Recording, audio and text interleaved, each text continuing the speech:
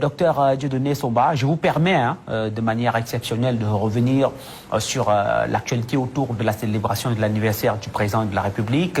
Il ne s'agit pas ici de dresser un bilan de ce qui a été fait, de ce qui n'a pas été fait, mais je m'en voudrais de ne pas vous passer la parole sur cette question au regard de ce qui a été dit par Valère Bessala et le professeur Msanga Yamdine.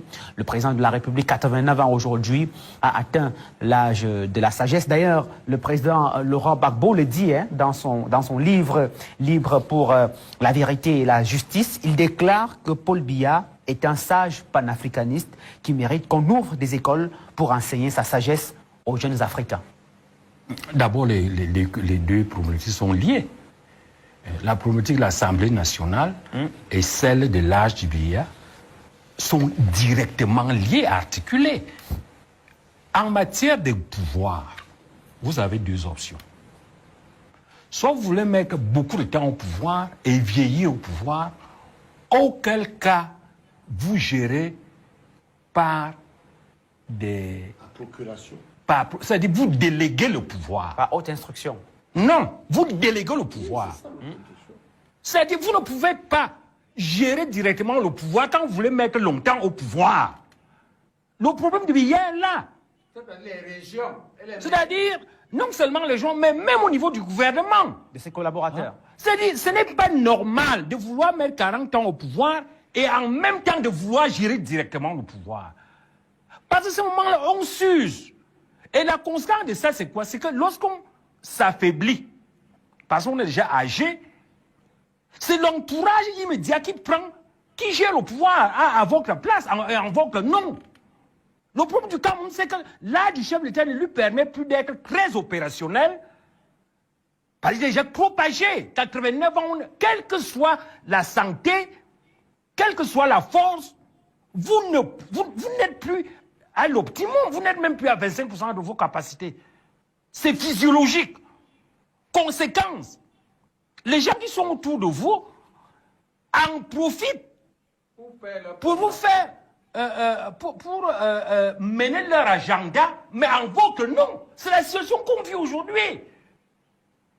Sur ordre d'instruction, on prend telle décision. Sur ordre d'instruction, on prend... Alors que vous n'êtes... Puisque vous n'avez plus toutes les aptitudes... Mais est-ce que ce n'est pas l'illusion que le président de la République leur donne? C'est-à-dire... Ce n'est pas un problème. C'est-à-dire, monsieur Bijan... Ils pensent qu'ils sont tout permis, attendez, je dis, il n'existe pas un homme fabriqué par Dieu à 89 ans, qui soit encore à 25% de ses capacités. Vous n'allez pas dire que Biya est une exception, non. Mais pourtant, il est là. À 89 ans. Pourtant, il est là, docteur. Non, il y a des gens même de 100 ans qui sont là. Il n'est pas là. Il est là, mais on ne fonctionne pas. Ce qu'on lui reproche, c'est qu'en fait, il prétend encore être actif, alors que physiologiquement, il ne peut plus l'être. C'est pas aujourd'hui que le président de la République a commencé à adopter ce genre de comportement. Non, monsieur, le silence, bien. Il a toujours été comme ça. Il a toujours été comme ça. Attendez, Biya a pris le pouvoir à 49 ans. À 49 ans, on est actif. On peut comprendre qu'à ce moment-là, n'est-ce pas, qu'il a été directement impliqué dans la gestion directe. Mais maintenant, à cet âge, et compte tenu des évolutions qu'on a eues, il aurait dû comprendre que par rapport à son âge et par rapport à la dynamique du système, pour mettre longtemps au pouvoir, il devait absolument déléguer ce pouvoir-là.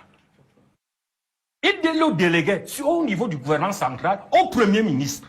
Donc il prenait une bonne partie de son pouvoir et il remettait au Premier ministre. Le Premier ministre n'en a pas? Dans la nomenclature de monsieur, je vous relance, docteur. Docteur, s'il vous plaît. Docteur, non, s'il vous plaît, permettez, s'il vous plaît. Docteur Somba. Dieudonné Somba, s'il vous plaît. Je veux pas accepter qu'on essaye un peu de m'intimider sur mon plateau. Ça risque de ne pas arriver avec moi, malheureusement. Donc, permettez, docteur, permettez. Ici, c'est moi le patron. C'est moi qui donne les orientations. Vous répondez. Je peux vous relancer. Ce n'est pas que je vous coupe, docteur. Et je préférais que cela se fasse vraiment dans le respect entre vous et moi, docteur. Je vous relancer tout simplement pour savoir... Vous me coupez, alors que je suis en plein développement d'une idée. Vous me perturbez. Non, professeur. Non, Docteur, j'ai je dit ne pense ceci. pas. Oui. Hein, Allez-y. écoutez-moi bien. Parce qu'il faut aussi prendre la peine d'écouter la logique de celui qui parle. Il dit que le Premier ministre n'a pas les J'ai pouvoirs dit du que, président. normalement, Dans la constitution camerounaise, c'est le reproche qu'on fait à Bien n'est pas qu'il est vieux, n'est pas qu'il a mis du temps, n'est même pas qu'il ait trop de pouvoir. Le reproche qu'on lui fait, c'est d'accumuler les droits.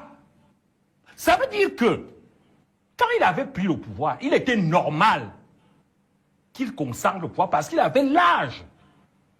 Et l'époque était conforme à cette vision. Mais il a déjà mis 40 ans, et pendant ces 40 ans, beaucoup de choses ont changé. Il y a eu la démocratisation. Cette démocratisation a introduit des modifications qualitatives, des ruptures.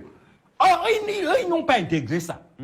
Ça veut dire que désormais, il faut avoir un véritable Premier ministre, chef du gouvernement, qui n'est pas là de manière virtuelle. C'est le cas de l'actuel?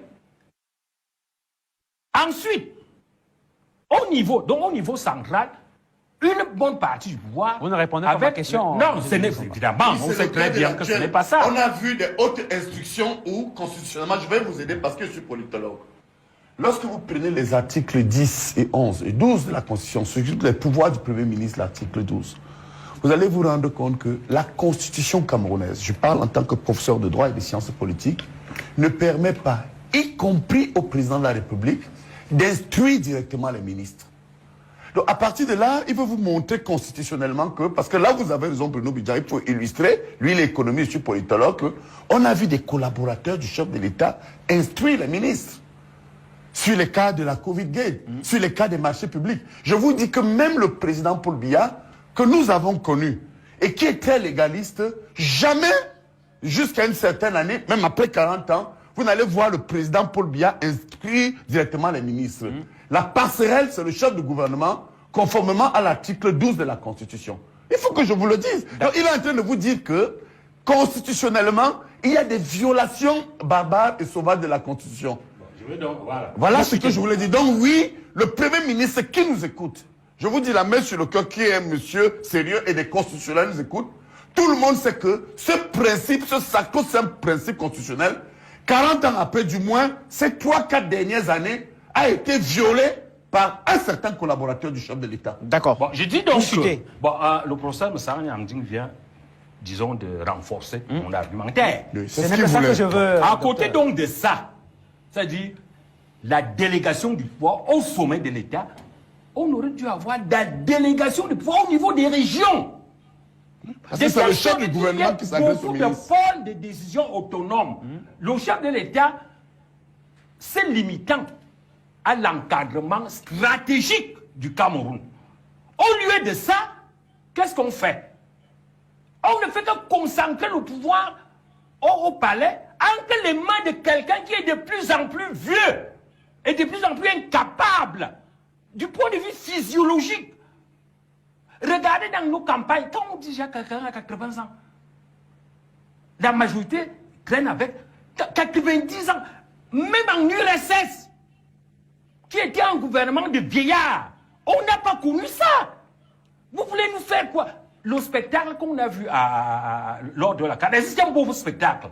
Il faut arrêter. D'accord, docteur. Bon, je dis donc que... Attendez-moi. Je En dis 4 donc secondes, je vais illustrer ce que vous dites lors de la CAN.